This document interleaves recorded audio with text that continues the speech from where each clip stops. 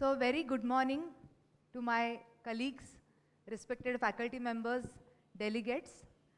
So we welcome you to the third day of scientific session today.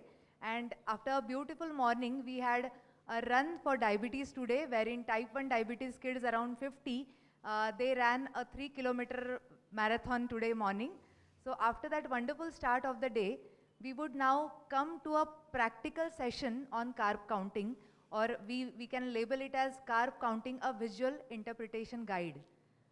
We all know that hyperglycemia is hazardous and we all are working to control it. And mainly type 1 diabetes kids, we don't want to compromise on their calories. Many a times we have seen people in whom the kids are diagnosed with diabetes. The parents are telling ki, I have given half bhakri to her in the morning and I will be giving only half cup of milk to her today, because if I give 1 cup, it increases the glucose levels. So we have to empower our type 1 diabetes kids and families. Parents are important. So to educate and empower our kids with type 1 diabetes, the carb counting session really helps. But we will also see that in type 2 diabetes, those patients who are not on insulin, they also benefit with carb counting and carb exchanges.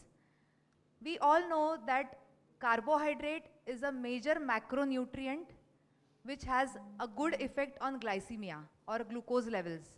Apart from diet, we know exercise, stress levels and medications, they also affect blood glucose levels. But the things which are in patients' hands, that we should educate patients so that we have that satisfaction that we are empowering our patients. And though carb counting takes into consideration only carbohydrates, it does not take into consideration the protein and fat, and that definitely has some implication on glucose control, but then it would become very complex for patients to understand everything. So this is a simple meal planning tool which helps our patients, mainly those who are taking insulin, to manage their meal plan on day-to-day basis. Today, my friends and my colleagues, the dietitians who are the pillars of this workshop, Ms. Rutuja Mahajan and Ms. Priya Chaudhary, we will have a session on carb counting. It will not be a theoretical session. It will be more of practical sessions. We expect an interactive session. We will show you how the carb counting is done. We will have a case presentation which tells us how carb counting helped our patient with type 1 diabetes. And then we have one interesting activity also we will do, because many of the colleagues, they tell us that, madam, the carb counting theory is very simple. 15 gram carb is 1 carb count, but how to imply it in private practice, how to make it practical, how to assess whether our patients taking insulin are following carb counting or not. So if patients, those who are coming to us on insulin, maybe type 1, type 2 diabetic patients, are we asking them that we usually ask, are you following diet instruction? Are you following exercise instructions? Are you taking pills and insulin on time? Are you monitoring your glucose levels at home? Do you know how to manage hypoglycemia? But in that question list, we should ask, are you doing carb counting on regular basis? Is it helping you? Do you know approximate your insulin to carb ratio? So such things make diabetes care more advanced, and it definitely helps patients, and definitely helps patients who are on type 1 diabetes with absolute insulin deficiency. So after this introduction, I'll give mic to my colleague and friend Rutuja, and she will guide us about carb counting. Thank you, Dr. Vedavati ma'am. Very good morning all, and happy Women's Day to all women. I think you all had just now your breakfast. Am I right? Yes. Yeah.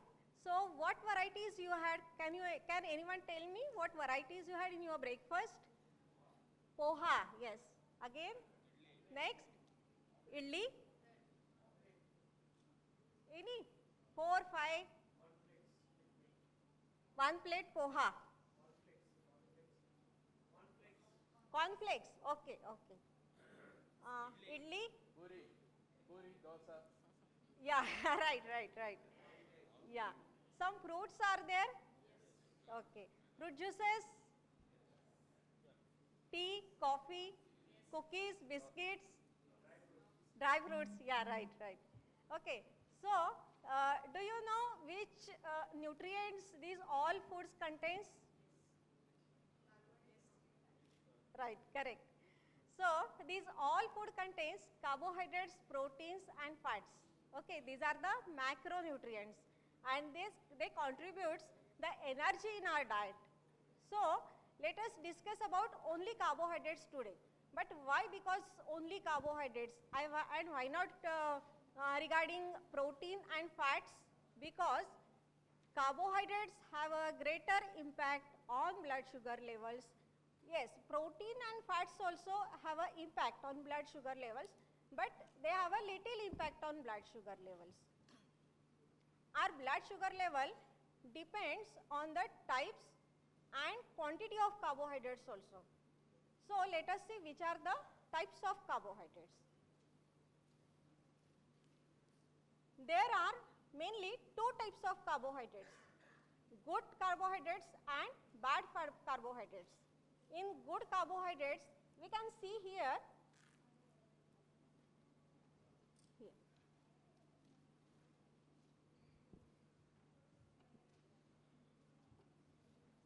yeah, we can see here cereals.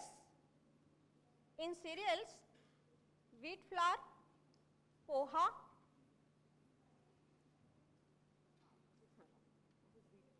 this is wheat flour. Wheat flour of 23 gram. But I just tell you about the good types of carbohydrates and then I will tell you about the grams of carbohydrate or the one exchange of carbohydrate. So cereals, whole grain cereals, pulses and legumes means all types of dals and legumes, all types of fruits, all types of vegetables are the good types of carbohydrate. Why they are good types of carbohydrate? They are rich in fibers, they are rich in multivitamins and they are rich in minerals and they contain these lots of nutrients and that's why it will take a longer time to convert into blood sugar levels. Other one is a simple carbohydrates. What are the simple carbohydrates?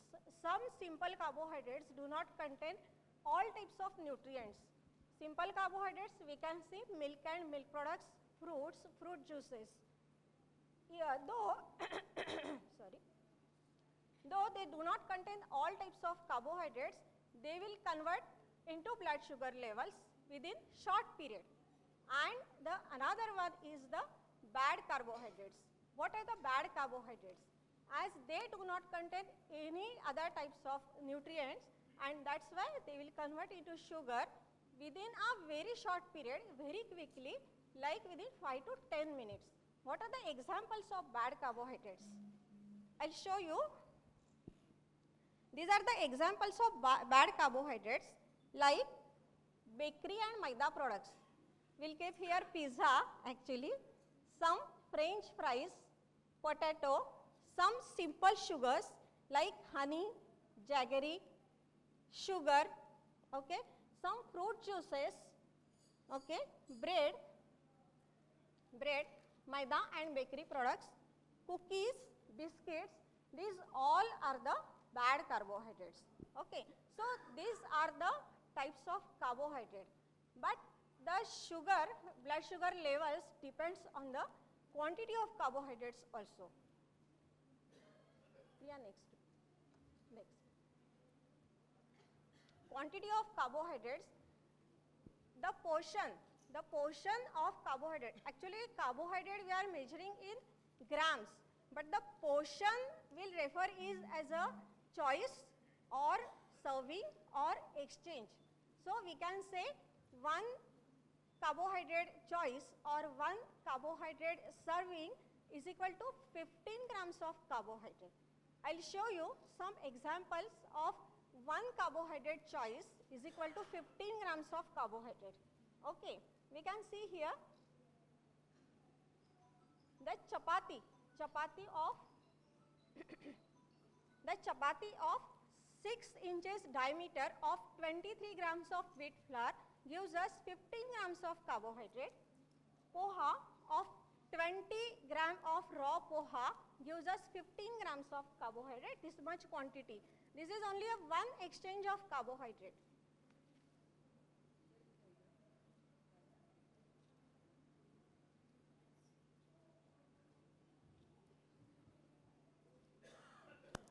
Yeah. Again, regarding rice, we have some misconceptions or some myths about rice, but yes, the glycemic index of rice is more, and so that when we take rice with a combination of proteins and fibers, we can have the glycemic index can drop down. So, the quantity of rice we can see here, a 1/3 cup of cooked rice is a 1 carbohydrate exchange, like 15 grams of carbohydrate. Okay, in pulses we can see some pulses, this is a tur dal of 30 grams. You can see the difference between quantity of carbohydrate or quantity of food. Quantity of food is different and the quantity of carbohydrate is different. Okay, so this is 30 grams of dal. It can make one bowl of cooked dal, it gives us 15 grams of carbohydrate. It is a protein rich, it contains fibers, it contains all other nutrients also. Then fruits, we can see the difference between, you can see difference between the quantity of food. Papaya, about 300 grams of papaya gives 15 grams of carbohydrate. About 2 sweet lime, means 300 grams sweet lime gives us 15 grams of carbohydrate.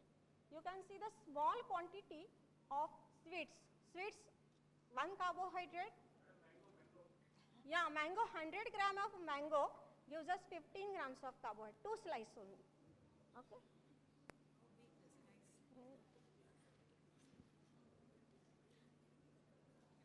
For sweets, we can see 1 tablespoon means 15 gram of sugar, or 1 tablespoon jaggery, or 1 tablespoon honey gives us 15 grams of carbohydrate. Some 2 small dates or 1 gulab jam or 1 cupcake gives us 15 grams carbohydrate, but these are the simple carbohydrates. Okay. Then we can see some snacks also. These are the, actually these are the bad carbohydrates. We do not require these carbohydrates. Some snacks, in we can see the quantity of snacks. French fries you can see. A ball of French fries gives us 15 grams of carbohydrate.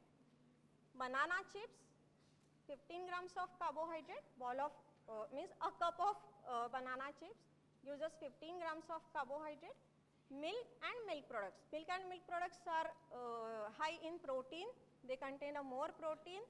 You can see the more quantity of milk and milk products, but this much of milk means 200 ml of milk gives us only 10 grams of carbohydrate, or when you incorporate 250 grams of curd in your one meal, it gives you only 10 grams of carbohydrate.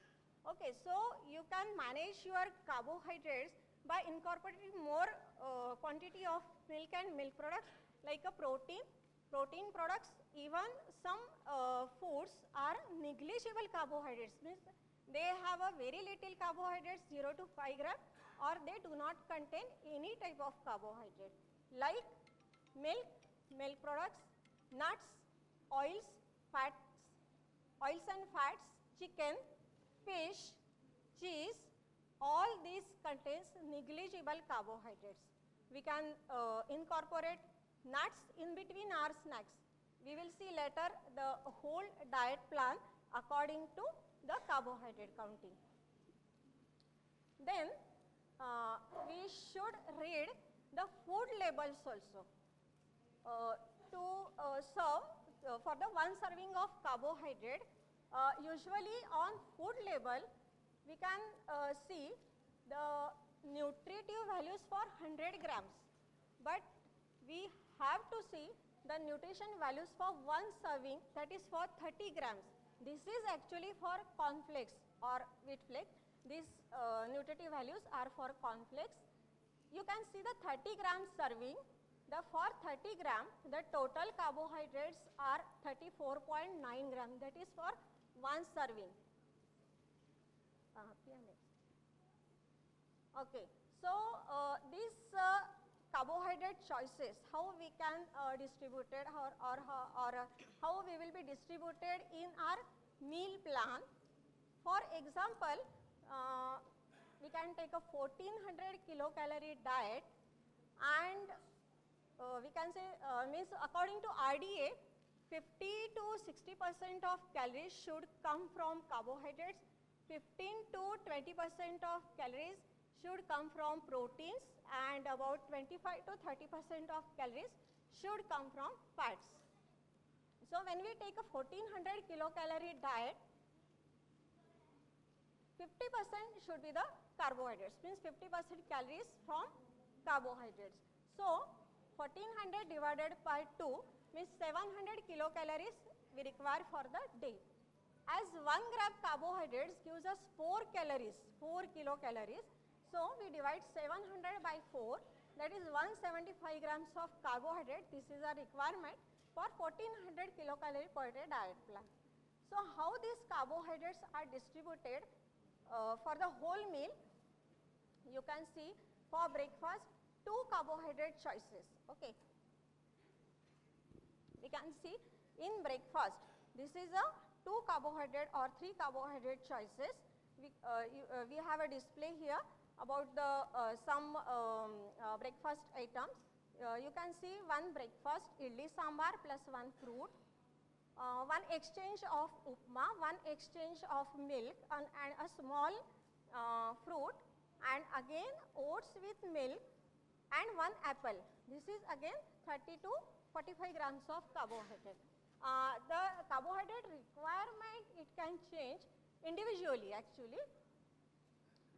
And snacks we require 1 carbohydrate choice only, 1 carbohydrate choice, that is the 15 grams of carbohydrate. Lunch we can take 3 carbohydrate choices like 15 grams of carbohydrate. Snacks, for snacks 2 carbohydrate choices, that is the 30 grams of carbohydrate. For dinner 3 carb choices, that is 45 grams of carbohydrate, and for bedtime 1 carb choice, that is the 15 gram carbohydrate. Okay, so total carbohydrate choices, next, total 12 carb choices is equal to 180 grams of carbohydrates, that is the we require 175 grams of carbohydrate for the day. So this how we count or how we calculate this the quantity of that carbohydrates. We require some measuring tools. We have some measuring tools like spoons, measuring spoons, and measuring cups of 1/4, 1/3, half, and 1 cup. We require some measuring weighing scales also to weigh some small quantity of foods, like if we take a 23 grams of wheat flour, we have to measure 23 or we have to measure with the measuring cups or measuring spoons. This is a handy guidelines, but this is a rough estimation. This is not actual estimation. We can consider this feast, half feast we consider as a half cup, 1 whole feast we consider as a 1 cup, tip of the thumb we consider as a 1 tablespoon, like a 15 grams of food. Tip of first finger we consider it as a 1 teaspoon or 5 gram, and a palm, whole palm we consider it as a 30 grams of cereals or 30 gram of pulses, anything. So you can measure with your hands also, but that is not a actual estimate, that will be the rough estimate. Okay, then another type of carbohydrate counting is a advanced carbohydrate counting. Advanced carbohydrate counting calculates the total daily dose. It will actually, it is very helpful for type 1 diabetic patient, and basic carbohydrate counting is again actually very helpful for type 1 diabetic, type 2 as well as gestational diabetes patients also. So advanced carbohydrate counting, it involves 2 calculations, we can say IC ratio and S factor, insulin carbohydrate ratio and insulin sensitivity factor. Okay, So how we calculate insulin carbohydrate ratio? For insulin carbohydrate ratio, this is the formula 500 divided by total daily dose. If the total daily dose is 42 unit, and this calculation is only for the rapid acting insulin. If the bolus or rapid acting insulin 8 unit before breakfast, 8 unit before lunch and 8 unit before dinner, and if the child or patient taking basal insulin as 80 unit, so 500 divided by total daily dose like 42 is equal to 12. So what it means, 1 unit of insulin covers 12 grams of carbohydrate, but we require ISF also, means insulin sensitivity factor. ISF 1800 divided by total daily dose. 1800 divided by 42, it gives 42, means it is a 42 mg per dl, means 1 unit insulin drops down 42 mg per dl of sugar levels. For example, we can see here pre-meal BSL is 234 mg per dl and the target BSL is 150 mg per dl. So difference is 84 mg per dl. So we have to reduce 84 mg per dl, that much of sugar, and for that much of sugar we require 2 unit of insulin. So for this particular meal we require 12 unit plus 2 unit, that is the 14 unit of insulin we require. So this is all about the carbohydrate counting. But how we will implement this in our daily meal plan? So I will call Dr. Vedavati to explain you all the meal plan. Thank you very much.